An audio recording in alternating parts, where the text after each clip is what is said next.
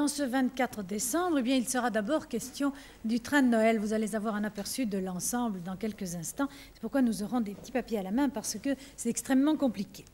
Oui, partant de Bruxelles, via Lille, Arras et Amiens, pour Paris, qui sera sa destination, notre train de Noël sera conduit par Jean Nohain et toute son équipe habituelle qui proposeront des distractions et des jeux pendant tout le parcours, c'est-à-dire à l'intérieur du train aux voyageurs. Ces voyageurs, eh bien, ce seront essentiellement des grands-pères belges qui partiront en car de Bruxelles pendant que se déroulera à Paris Paris Club avec leurs petits-enfants et ils arriveront de cette façon à Lille. Mais par anticipation, si vous le voulez bien, nous allons imaginer que nous sommes le samedi 24 décembre et il est 13h45. C'est à ce moment-là que le train de Noël prend le départ de Lille.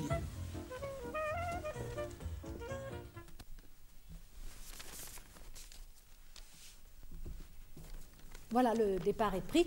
Je dois ajouter que le réalisateur, c'est-à-dire Alexandre Tarta, s'est assuré la participation d'un hélicoptère. C'était extrêmement compliqué, comment vouliez-vous pouvoir suivre le spectacle à bord du train sans un relais absolument indispensable. Donc tout cela se déroulera dans le train et nous allons de ce fait arriver maintenant à Arras.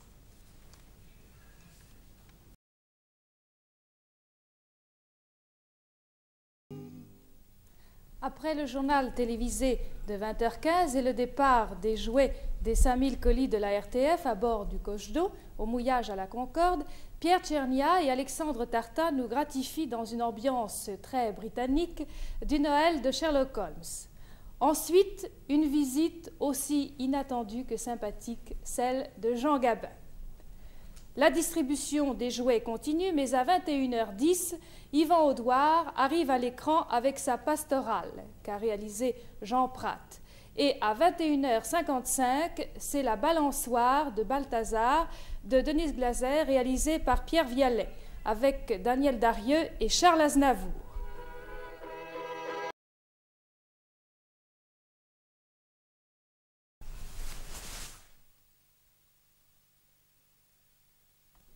Eh bien, suivant l'usage, nous avons terminé cette nuit de Noël avec la messe des minuit.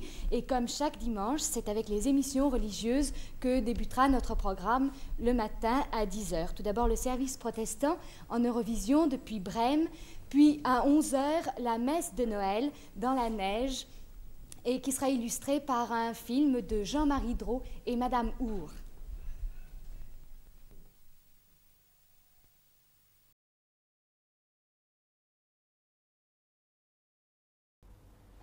Eh bien, il est temps maintenant de quitter Merlimont, les animateurs et les invités de cette émission pour rendre l'antenne à Paris qui va vous proposer à 14h précise la télévision scolaire. Je vous rappelle l'heure de vos actualités régionales, 19h15, et également que demain sur la seconde chaîne de 14h à 14h30, vous pourrez suivre le magazine du mineur. Bon après-midi, à bientôt.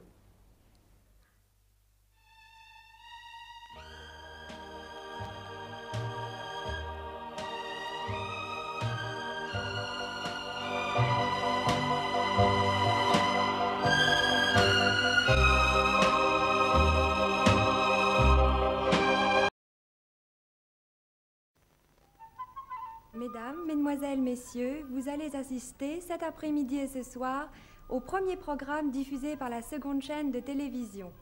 Monsieur Robert Bordaz, directeur général de la radiodiffusion télévision française, vous parle. Eh bien, nous y sommes. Les dates sont tenues. Voici le premier spectacle de la deuxième chaîne. Le programme que nous vous proposons n'est pas celui d'une journée ordinaire de la seconde chaîne. En effet, les émissions que nous allons vous présenter ne sont pas nécessairement complémentaires de celles diffusées dans le même temps par les émetteurs de la première chaîne. Nous commençons par Du côté de la musique.